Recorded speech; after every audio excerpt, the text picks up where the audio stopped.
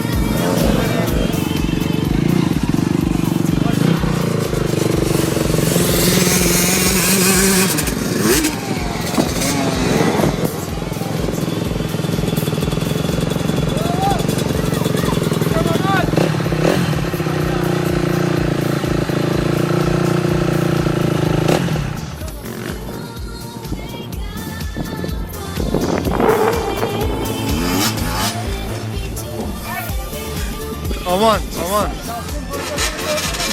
Ben biliyorum ama gençler anlar.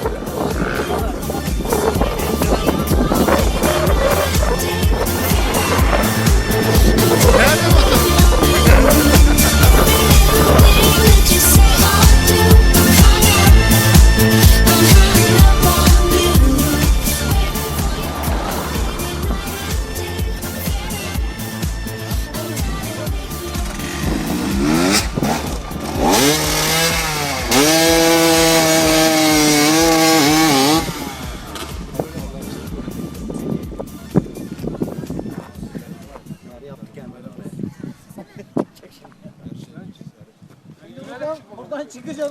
Hey, and we got a world exclusive here. This is the first play anywhere on Earth.